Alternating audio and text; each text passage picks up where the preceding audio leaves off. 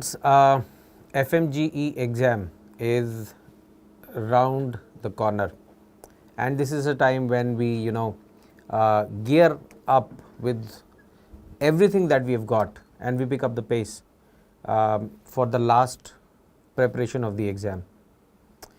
And to help all the students who are appearing in the forthcoming FMGE examination, Alan Next brings to you the high yield series of questions of all the subject, so that all our students can benefit with those high yield questions, and their preparation moves to next level.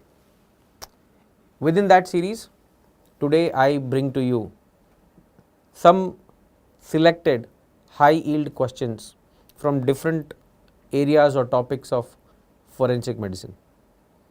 Hopefully, these high yield questions, as we are going to discuss them today, are going to add to your already existing knowledge of forensic medicine and going to train you enough for having a boost in your confidence in the appearance of the exam. Right? So, let us not wait much of a time and welcome all the students who are watching this session live, and I also welcome all the students who probably will be watching this session later on, and we progress on to our first question. The first question is, the head of an alleged culprit is dipped again and again in bucket of water by police to torture and extract information from him. He dies in the process. The torture methodology is called as.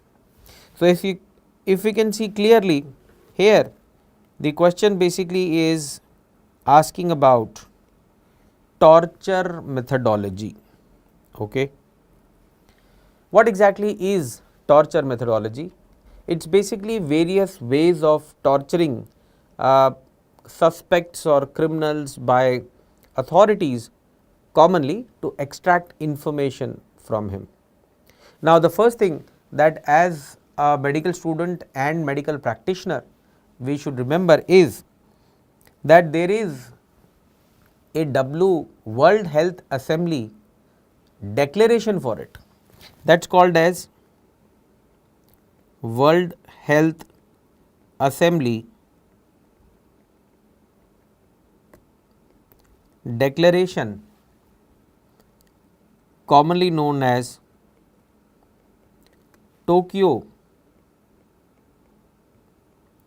Declaration of 1975.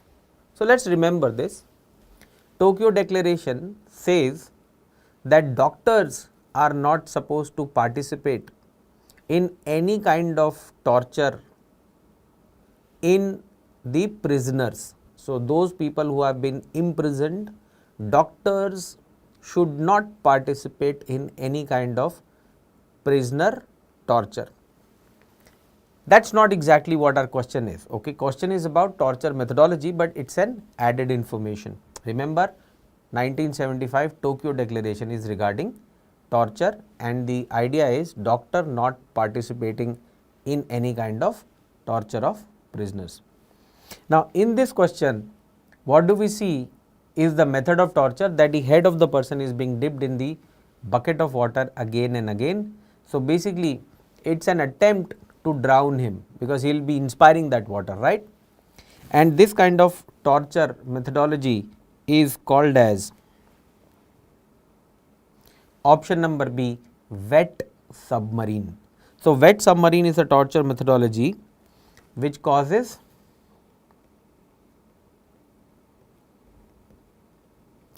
drowning, okay, or a threat to get drowned. Then we have few more torture methodologies listed at option number A, C and D. Option number A, which is telephone, it is not telephone, it is telephono. Okay, remember it is telephono. It is beating on the ears. It is beating on the ears. Then there is black slave. Black slave is inserting rod in anus. Then there is falanga as option number B. D. Falanga is beating on the soles. Okay. So, these are some variants of doing torture which have been undertaken over a period of many decades now by investigative authority to beat up or to torture the criminals or alleged accused or suspects to extract information from them, or merely only to torture them for the crime that they have done. Okay. These kind of simple straightforward questions have been compositions of FMGE exam, and in past few FMGE exams a question around torture has not come up. So, we can expect a question from torture methodology or declaration of Tokyo maybe to show up in this exam. So, remember declaration of Tokyo regarding torture and 4 torture methodologies which are listed in the slide: telephono, black slave, wet submarine and falanga. And as we have talked about wet submarine as well, let us talk about dry submarine also. Dry submarine is putting a paper or a plastic bag around the face so that the person is not able to breathe fresh air. He breathes out into that bag, he breathes in from the bag itself, thus causing suffocation. So, dry submarine is suffocation. And what exactly is dry submarine? As I said, bag around the head. So, head has been encapsulated in a bag so that the person gets suffocated. Okay, let us move to our next question. Next question is a very stereotype, very straightforward question. Why am I saying very stereotype question? Because this is one question which we have read many times, but it keeps appearing in the exam again and again. Okay. The question is, ischiopubic index is used for determination of. The question is very straightforward.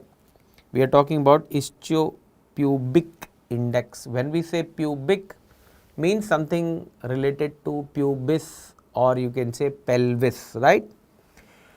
The answer is very simple here.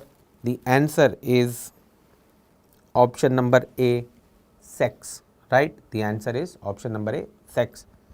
Now, if you will ever go through a chapter called as identification in the textbook of forensic medicine, you will see that chapter contains identification or determination of race, sex, stature and age. And there are so many bony parameters or bony measurements. Some of them, they are helpful in determination of race, some of them are helpful in determination of sex, some of them are helpful in determination of race or stature, I should say. And how do a student remember which one is going in what favor? For that, I have bought a tabulated form for you. So, if you look at the table which is available in the slide right now, you will see that this table contains 3 segments. Okay. Bony measurements or calculations or indexes which are helpful in determination of race, Then we have those bony measurements or calculations which are helpful in determination of sex, and then for stature. Okay. Now, if you will see what are the bony calculations which are helpful in determination of race, we have cephalic index, we have long bone ratios. So, any ratio which is a long bone ratio. So, what are the long bones that we have in body? We have humerus, we have radius and ulna, we have femur, we have tibia and fibula. So, any kind of long bone ratio. There are three important long bone ratios that you need to remember. Brachial index. When we say brachial index, it has to be long bone ratio of upper limb. Then crural index, it is the long bone ratio of lower limb, and then intermembral index, long bone ratio of upper limb and lower limb long bones. So, what we need to remember right now is long bone ratio. If long bone ratios are being calculated, the answer or the result is going to be helpful in determination of race. If you look at determination of stature, then remember two important indexes or two important formulas. One is Karl Pearson's index, second is Glessner and Trotter index. Okay. These are formulas or indexes on the name of those two researchers who did beautiful researches on determination of stature from bony remnants of the body. Karl Pearson's index, Glessner and Trotter index. Okay. So, if you can remember cephalic index and long bone ratio, they are helpful in determination of race, and Karl Pearson's and Glessner and Trotter index, they are helpful in determination of stature.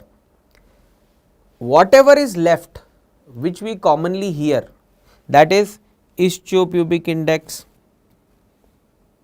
as it was given in question, alar index, sacral index, mandibular canine index, footprint ratio, costal cartilage calcification pattern, Hurtle's law, Ashley's rule, they all are helpful in determination of sex, not race, not stature, right. So, this is how we can remember by elimination. See, if you will remember all of them, if you will try to mug up all of them, there are too many to remember.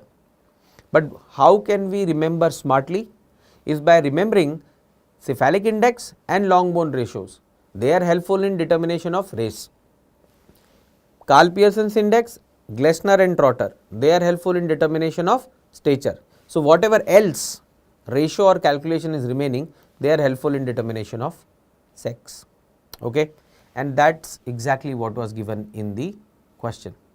Now, as we talk about determination of sex, there is one important area also which I want to highlight, and that is difference between male and female bones. Now, when we talk about differentiating sex from bones of body, the most important bone is pelvis. If you will see the accuracy of sex determination from pelvis, it is 95%. It is the most single accurate bone, or you can say single most accurate bone, right. So, again and again in examination we tend to get questions involving difference between male and female pelvis. Okay. For that, I have bought a table for you. You can see the table. The table talks about differences between male and female pelvis. The important ones which are commonly asked in the examination are: number one, acetabulum. Male acetabulum is large, female is small. Obturator foramen. Male obturator foramen is large and oval with base upwards, whereas female small and triangular, apex forward.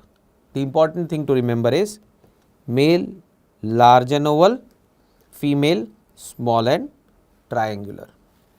Third is greater sciatic notch, male narrow and deep, females tend to have wide and shallow. Subpubic angle V shaped in males, U shaped in females, preauricular sulcus not frequently seen in male pelvis. So, you can say almost not a feature of male pelvis, and it is very frequently seen in female pelvis.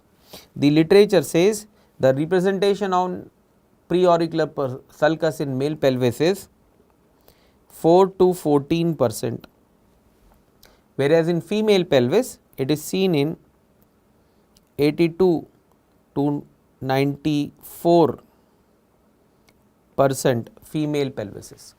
So, a very large quantity or number of female pelvises tends to have presence of preauricular sulcus. And lastly, ischial tuberosity, it is inverted in male, everted in female. Okay.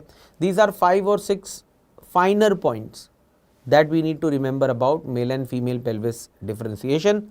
These are the points around which questions are made again and again and again and again over a period of long time, and they still come in the examination.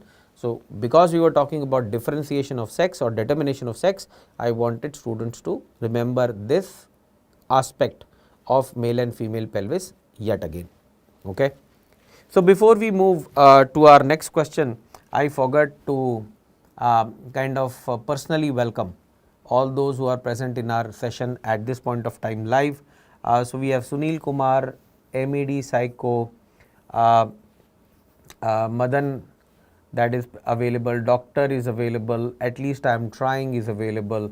Then we have Suresh Natarajan available, and yeah, we have Love Pandey available, Ajay is available, and Suresh, I am probably repeating Suresh once more, but Suresh is available. Personal welcome to all of you, and let me take this opportunity to wish you also for your upcoming examinations, right? Best of luck. Let's move to our next question. Okay, now this question comes from the most important area of forensic medicine, that is injury. In your examination, 1 or 2 questions from injury are definitely going to come.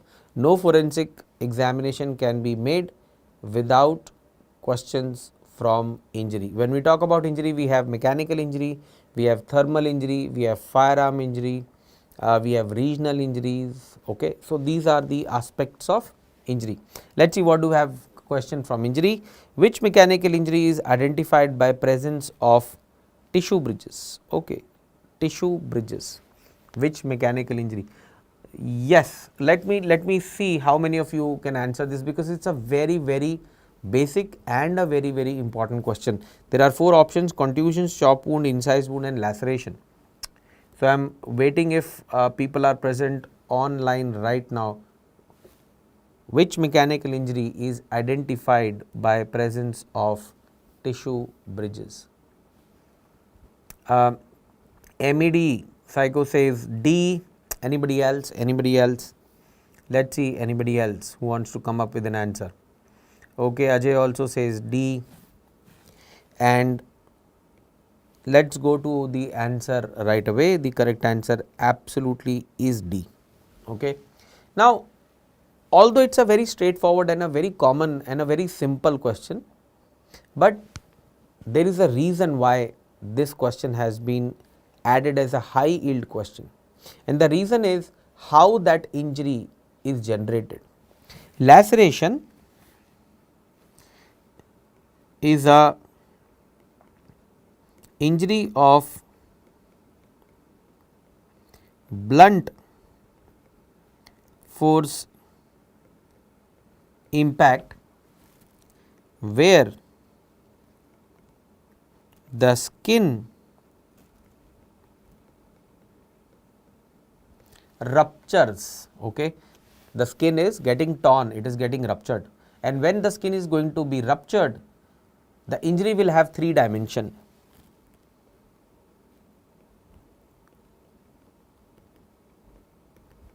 These 3 dimensions are length, breadth and depth. To whatever depth into the subcutaneous tissue it gets ruptured. So, if you see how does a laceration look like, if I have to draw, this is how a laceration may look like. Now, if you will see a laceration, the most peculiar feature of a laceration is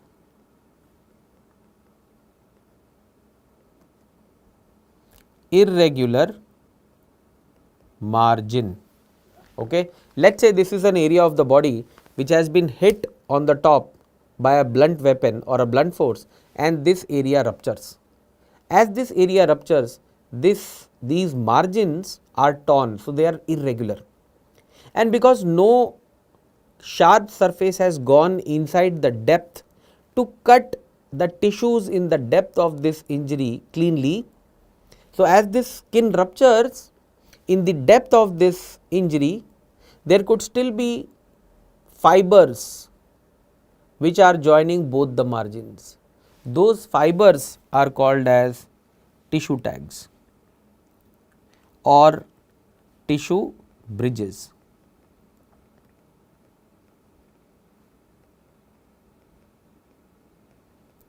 So, whenever we are in a fix, because the margins of the injury may not be very clear about telling us the fact that it may be laceration only, all we need to do is to look into the depth of the injury. If we can find presence of tissue bridges, then it is a laceration. Okay. And how does it look like? Let us see this photograph. In this photograph, you can clearly see that there is a laceration which is present on the body and 2 arrows which are pointing towards the tissue bridges which are seen in the injury, the tissue bridges which are seen in the injury. Some more information about laceration: it is of 5 types: stretch, tear, avulsion, cut and split. It is produced by blunt force impact, we have already talked about it, has irregular margins. In depth, the wound has tissue bridges, and in the margins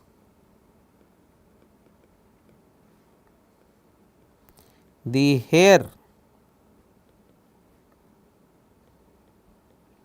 shaft will have crushed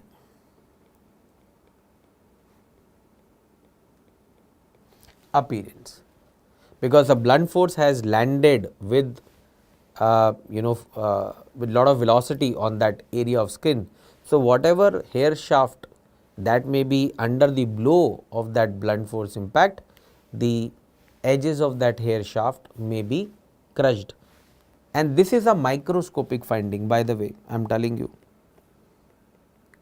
you cannot see the flayed or the crushed hair end of the hair shaft by naked eye, but you can scrape off the hair from the margins, put it under microscope, and then you can see the crushing of the hair shafts. Okay, let us move to our next question, right. And we are joined by Prince Thakur also. So, Prince, even you are most welcome to this class. Next question is, hesitational cuts are indicative of. Now, again it is a very traditional question, but just because the question is traditional, it has come, you probably have read it, does not mean that question will not be repeated in the exam, because I keep on telling, whatever are the common things, those common things, common clinical scenarios, common examinations, common diseases, common patient presentations, they are very commonly repeated in the examination. So, we have 2 people giving answer, Anil and MAD. The answer is suicide. Anybody else who wants to answer? I will wait up for another few seconds. Abhishek says option number A, homicide. Anybody else? So, this is one question in which we have a different answer being given also. The correct answer although is option number B, suicide itself.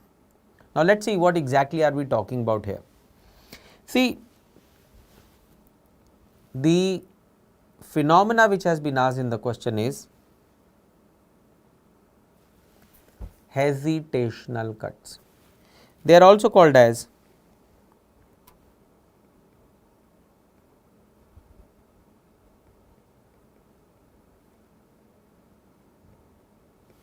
tentative cuts.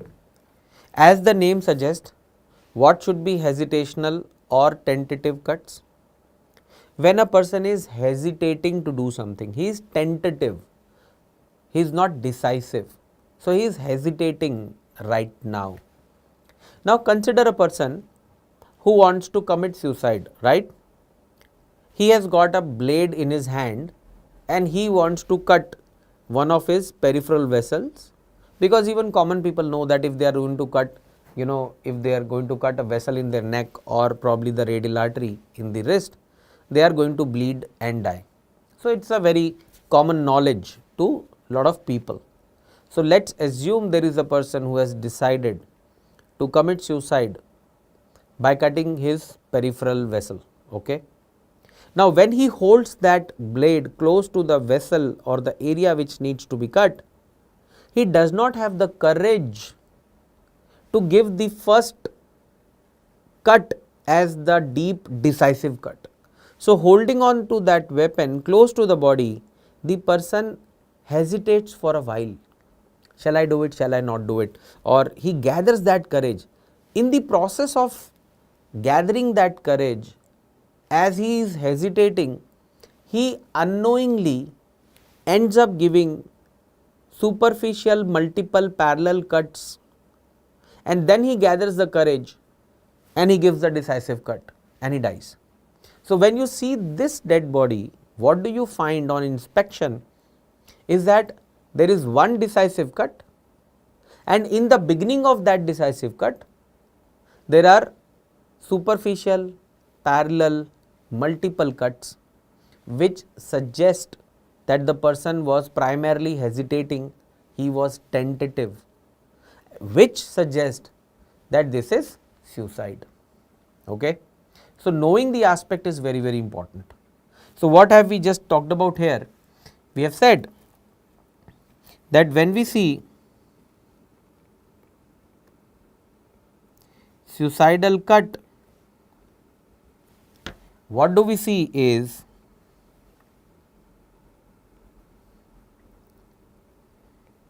probably one deep decisive cut and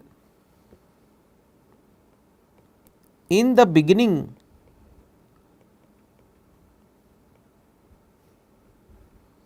of that decisive cut, there is presence of multiple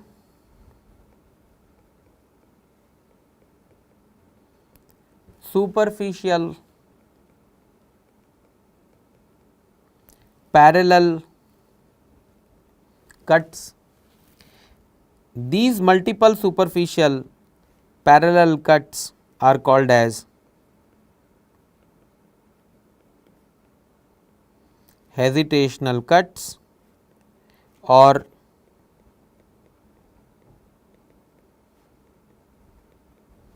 tentative cuts, right. So, how do we recognize hesitational cuts? Their feature are, they are multiple, they are superficial, they are parallel, and where would these cuts be present? They will be present in the beginning of the decisive cut. Okay. Right, you got that? Now, how about another very important answer which was given by one of the students, that is homicide. Okay. So, what happens when a homicide is done, let us say with weapons. So, there is a victim and there is an assailant. Now, when we talk about homicide or assault, okay. So, when we talk about homicide or assault, then the kind of injuries which come over onto the body of the victim, which are indicative of homicide or assault, they are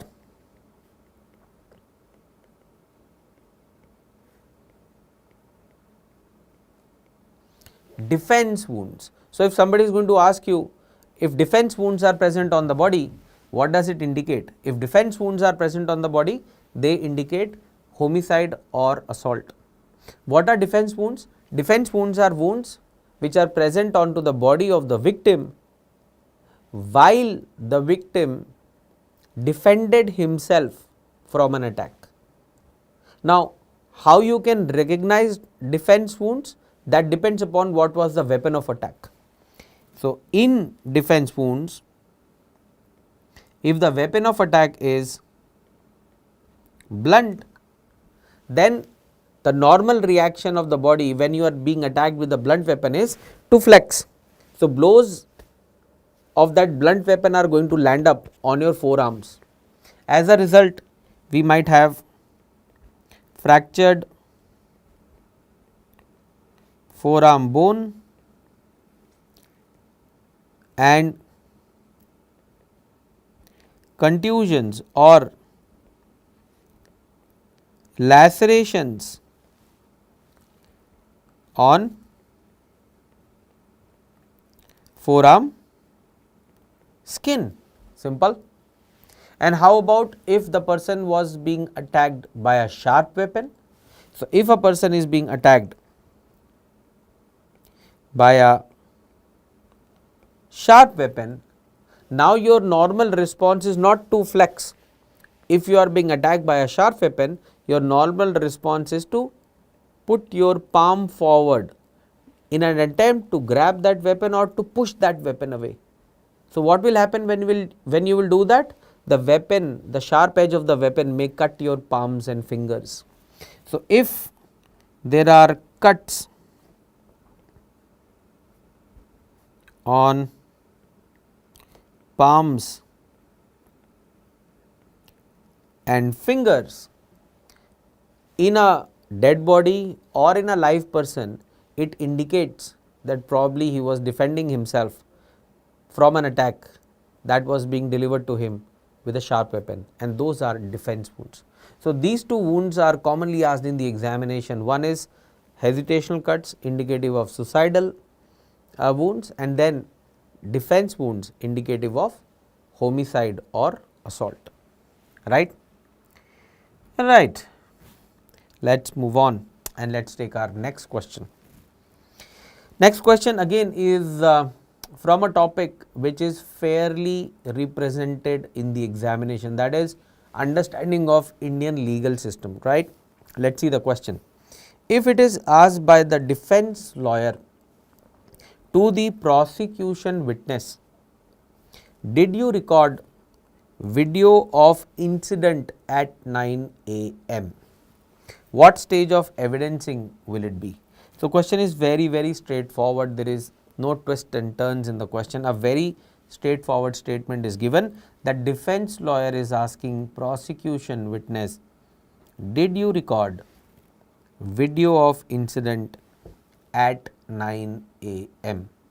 Now, as the listener to this statement, consider that you are that witness and a lawyer is asking you a question, did you record the video at 9 a.m.? What answer you would give? Either yes or no, right?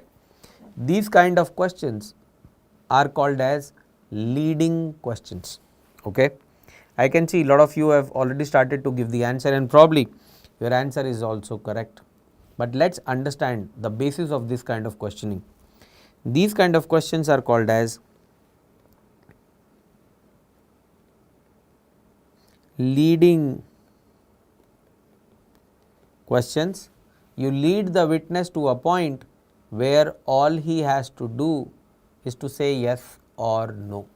So, leading questions, they have to be answered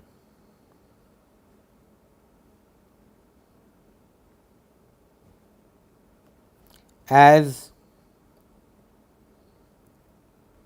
yes or no. So, this is the first thing that we understand, that leading questions are entity. Now, if you look at the options, examination in chief, cross examination, re-examination, direct examination, those are the kind of examinations a witness may have to face in the court of law when he goes to give evidence. The first thing that happens with witness in the court of law is direct examination. Direct examination is also called as examination in chief, right? Who conducts this direct examination? Direct examination is conducted by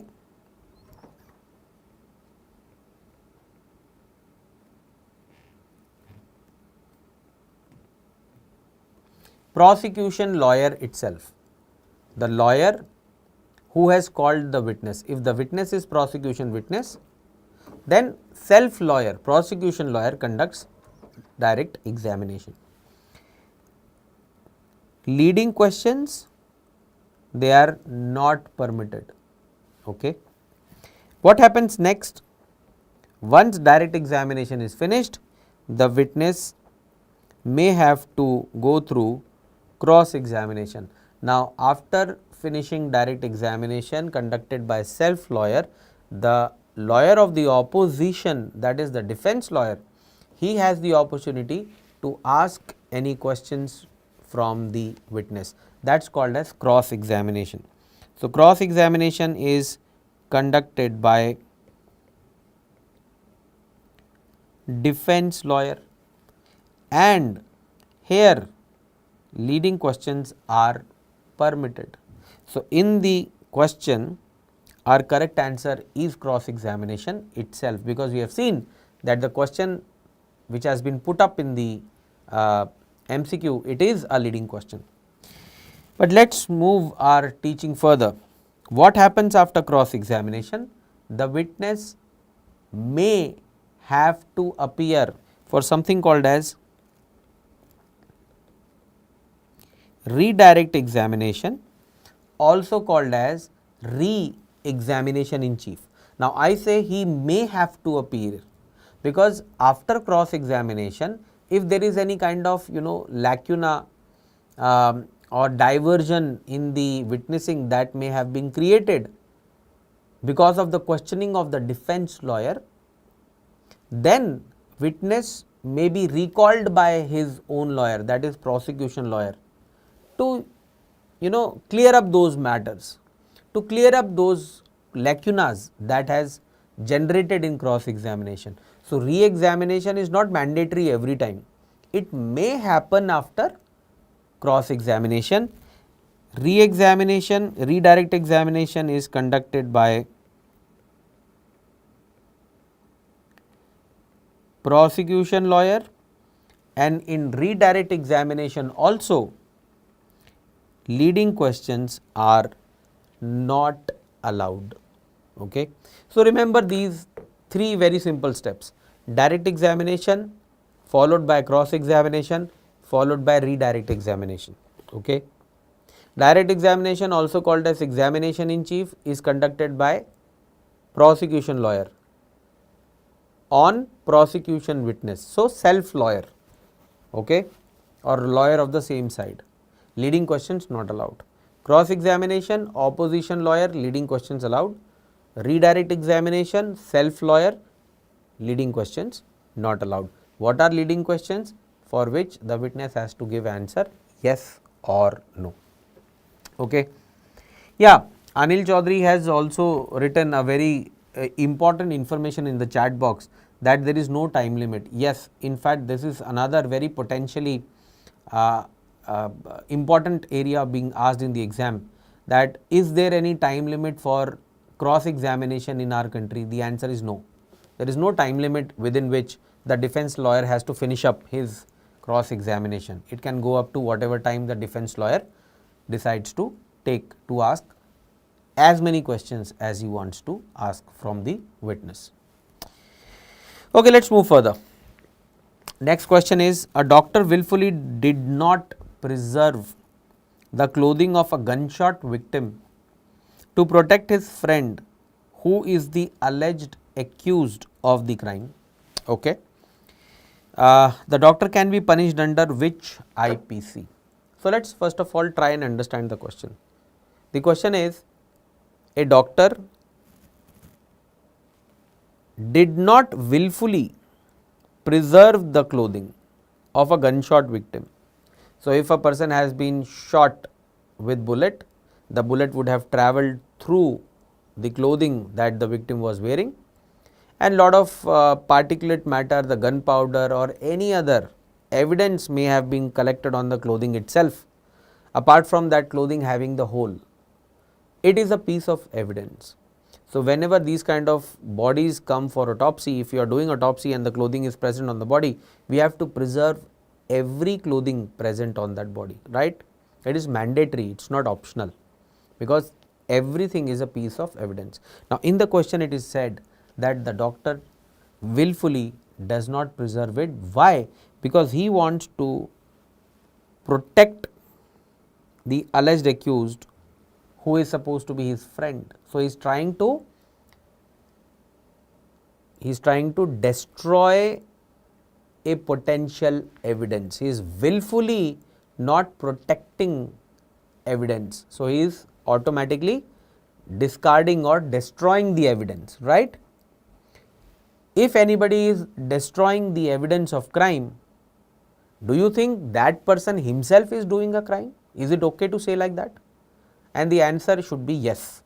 If a crime has happened and you are destroying the potential evidences willfully, then you should also be punished, and that punishment comes from section 201 IPC. Very important section, very less number of times we talk about it, okay?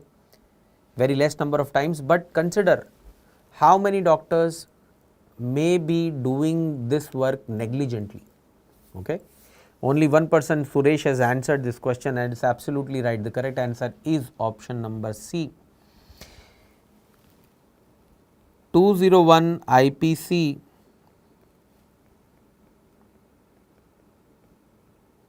punishes for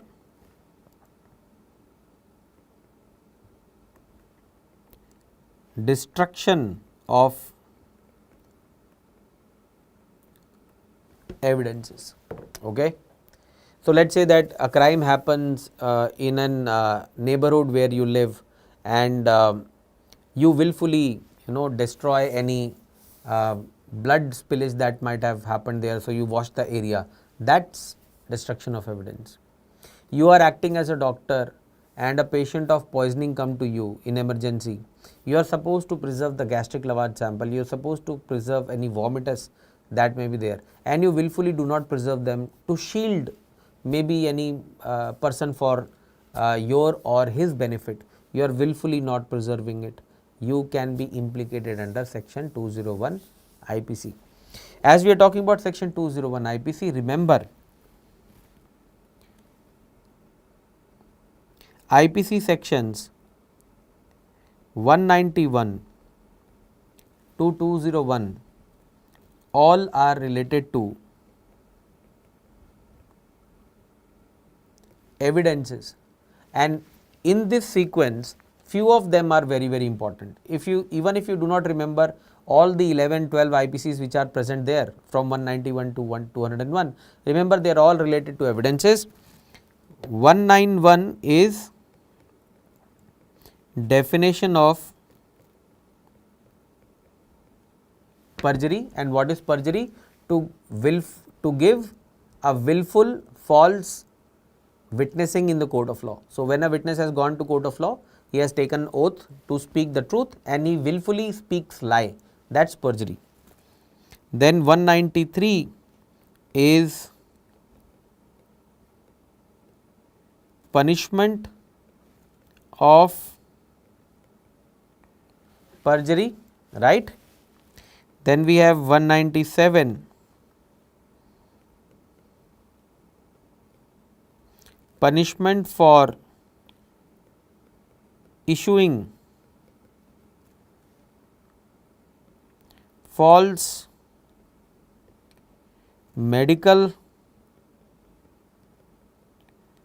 certificates. So, this is one important IPC which every doctor should remember, that there is a direct punishment in section 197 IPC if a doctor issues false medical certificates, right. And then 201, which is punishment for destroying evidences, that we have already seen, right. So, remember these 4 very important IPCs related to crime around evidences, right. Okay, let us move to our next question. Next question is true about post-mortem change marbling is. Now, again a question which has been in the circuit for last 2 or 3 years and it is continuously being asked in different examination. Okay. First of all, before moving ahead with the answer, let me give you a picture of what exactly is marbling. So, this is how marbling looks like. Can you see? It gives you a photograph of a hand with all those violet discolorations in the vascular territory. So, all those vessels of the hand can be seen discolored violet in color, that is marbling. Okay. So, you can see here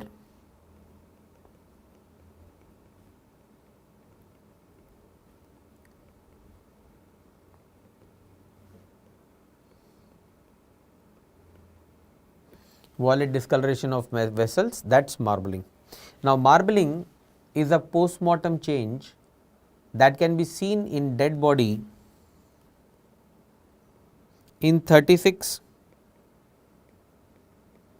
to 72 hours. Okay. So, if we have a dead body showing marbled appearance, we say that the person has been dead at least for 36 hours, because the change which generates in a dead body somewhere between 36 to 72 hours, that is 1.5 to 3 days. Let us go back and let us see the pathophysiology of marbling. How does it develop? See, what happens in marbling is, consider this is a blood vessel. Okay. Blood vessel commonly contains hemoglobin and that is red in color. But after death, when the bacteria starts to multiply and proliferate in the dead body, these bacteria, they decompose the organic matter, and when the organic matter is being decomposed, there is generation of the gas of organic decomposition, which is hydrogen sulfide. Hydrogen sulfide is green in color. So, when these bacteria, they invade blood vessels generating hydrogen sulfide, hemoglobin reacts with hydrogen sulfide to form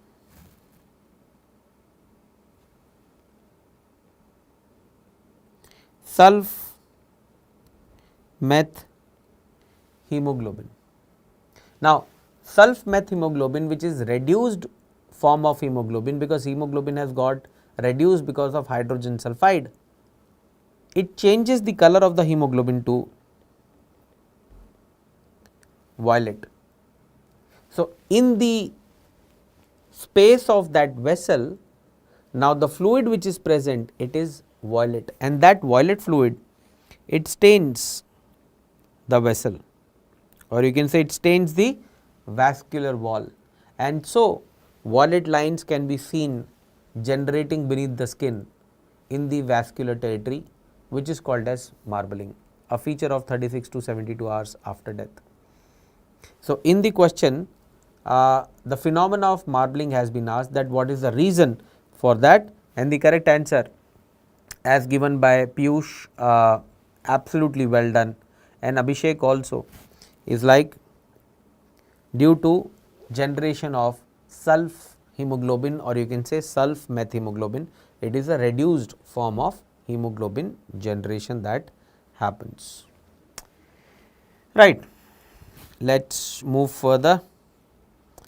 Okay. According to rule of 9, if a person has sustained burns on both the upper limbs, abdomen and a patch around left nipple, the percentage of burn is, right. So, in the question what we are talking is rule of 9 of calculation of burns. This rule of 9 is also called as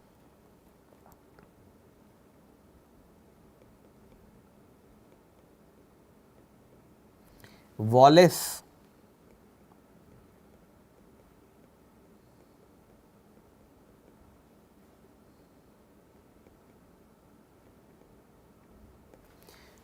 classification of burns.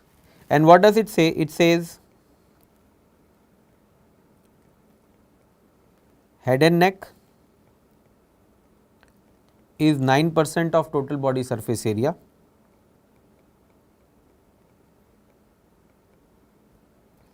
Upper limbs, because we have two upper limbs, left and right, 9 plus 9. So, each upper limb is 9. Thorax 9%, abdomen 9%,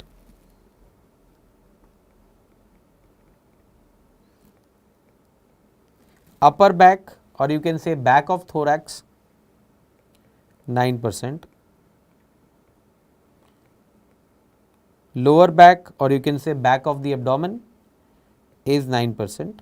So, upper part of the trunk is 9, is completely 18, 9% in the front, 9% in the back, and lower part of the trunk is 18, abdomen 9, lower back 9.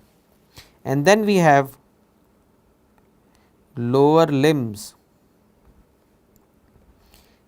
it is 18% plus 18%. So, front of lower limb is 9, back of lower limb is 9. So, rather than writing lower limb 18%, let me write it this way, so that it is better understood. Okay. It is front of lower limb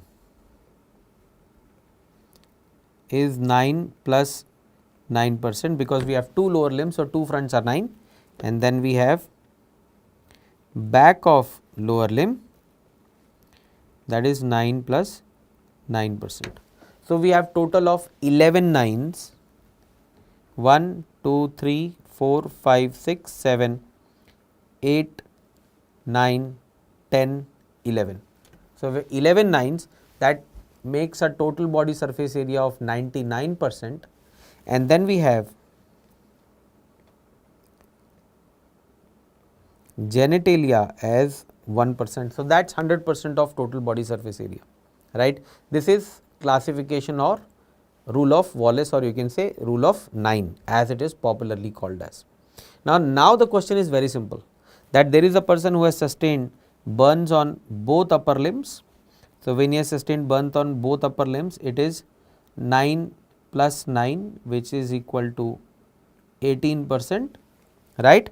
And then he has sustained burn on abdomen, abdomen is 9%, and he has sustained a patch around left nipple.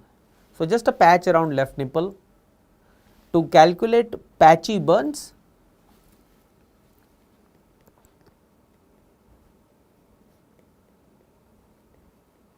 what do we use? We use rule of palm. What is rule of palm? the palmar area of the person is 1% of his total body surface area. ठीक है, rule of palm is palmar area of a person is 1% of his TBSA or total body surface area, right. So, when it is only a patch around the left nipple, it would be somewhere around 1% or 0.5% because it's a small patch, which means the total is 18 plus 9, which is 27, and probably 1 or 2% more, which is 27 or 28 or 29. So, correct answer becomes really easy, that the total burn is somewhere between 25 and 30%, right. Yeah, as Piyush has absolutely given correct answer, probably Anil and Abhishek has also answered correctly for the same question. Okay. The information here is understanding Wallace, understanding how 9% is divided over the body, and the rule of palm for calculation of patchy burn. The palmar area is 1% of the total body surface area.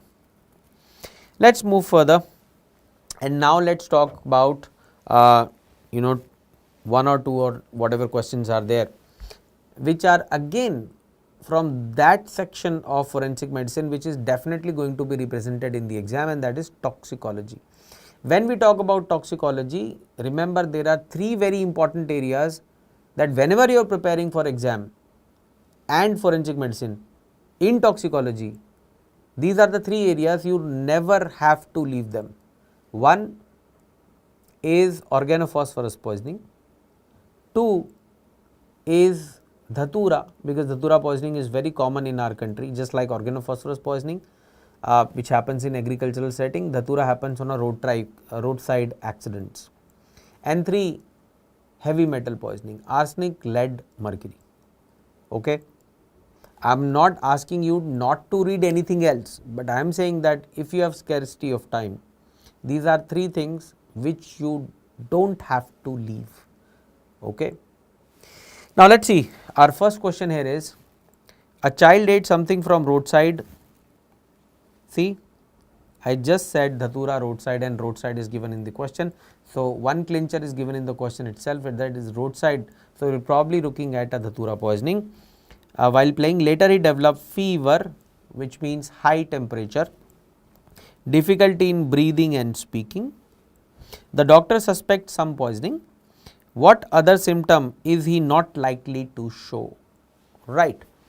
To answer this question, first of all, we need to understand what is the poisoning. And as I said earlier, in our country, dhatura is a roadside poison because it commonly grows on the roadside, and children are most vulnerable to eat that material which is commonly available on the roadside, right. So, accidental poisoning in children becomes very common, and of course, it is dhatura poisoning because it is talking about high temperature, difficulty in breathing and speaking while being eaten at roadside. Okay. And if you recall all the literature on dhatura, the active principle in dhatura is hyoscine, and it contains traces of atropine. So, the main active principle is atropine here, and atropine produces dryness in the body, right. There is no secretion, and that is why diarrhea won't happen. Okay. Dilated pupil, confusion, flushed skin, they are all part and parcel of high atropinic activity in the body. If we were to see, or if you want to remember important symptoms of dhatura, remember the 8 important D's of dhatura poisoning: dryness of mouth and throat, dry and hot skin, difficulty in talking or dysarthria, dysphagia because of the dryness, diplopia, dilated pupil, dysuria and delirium, right. That delirium is going to cause confusions in people. People can also have visual hallucinations, right? They can also have visual hallucinations. So a question can be put up to you where it may be written as the person is seeing imaginary things after eating dhatura. Still the answer is dhatura. So visual hallucinations can also happen in dhatura. Let me write down.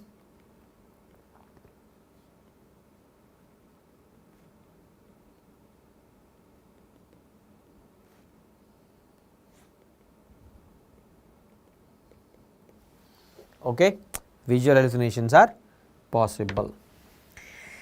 Okay, great. Let's come to our next question. A worker of a farm presents with excessive sweating, drooling of saliva, bradycardia and soiling of clothes by urine and feces. He is treated well in emergency. On 4th day, he complains of inability to open the eyes and slight respiratory difficulty. What is the true statement? First of all, let's see what exactly the condition is. He is a worker of a farm. That gives us an idea that agricultural setting is present. Excessive sweating, drooling of saliva, bradycardia, soiling of clothes by urine and feces. This enough should tell you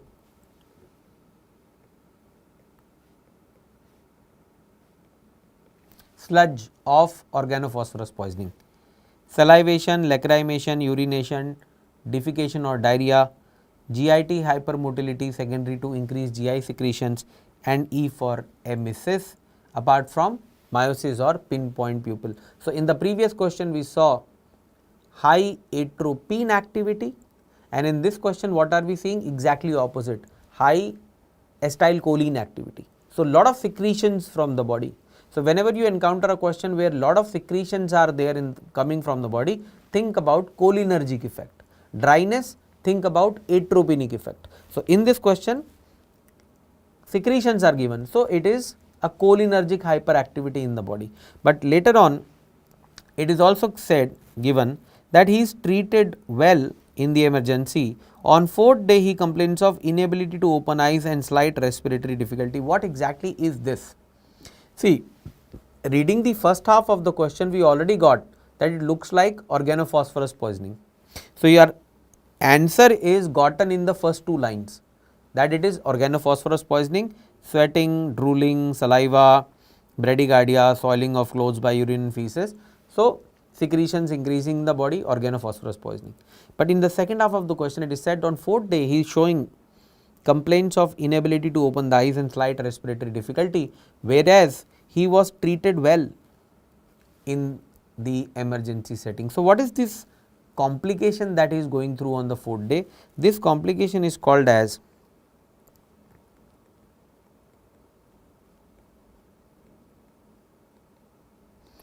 intermediate syndrome seen in organophosphorus poisoning, typically within the first week after exposure, where the person exhibits temporary paralysis of small muscle. So, what is seen here is paralysis of small muscles of body. So, let us see what he is complaining of. He is complaining of inability to open the eyes, paralysis of eye muscles. So, that drooping of eyelid is there, is having difficulty in opening the eyes. Then respiratory difficulty, intercostal muscles involvement may be happening. This is called as intermediate syndrome. So, remember intermediate syndrome associated with organophosphorus poisoning seen within the first week shows paralysis of small muscles. Organophosphorus poisoning is the important thing that we need to remember here. Question on organophosphorus poisoning, they keep on repeating or coming in the same pattern again and again in the exam, right? Great. So, this is what I wanted to touch base with all of you. According to me, these are the areas which are hot in this year's exam. Let us see what exactly comes. But again I am telling you, whatever comes in forensic in previous editions of examination, they keep repeating because all of them are hot areas, and whatever we have talked today, all of them are very hot areas. So questions keep on repeating in the exam again and again. Coming on to an information that I want to share with you is that major mock test is going to be live on 2nd of July. The test will be live on the app at 9:30 a.m. So you can go and give the test. If any of you has not downloaded the app till now, go and download the app. Test is going to be live there at 9:30 a.m. This test will boost up your preparation. It's a major test coming on the 2nd of July, right? And 5 p.m. onwards, there will be discussion of that test which is going to be live on YouTube, right? So test is going to be live 9:30 a.m. and discussion is going to be live of that test same day evening 5 p.m. See you during that discussion also. I'll also be a part of that discussion discussing forensic questions coming in that test, right? With that, I'll take due from you. Bye for now. See you in a couple of days time when we discuss that grand test, and till then, thank you so much for being a part of this session. It has been an enjoyable one for me. Hopefully it was informative for you also. Bye.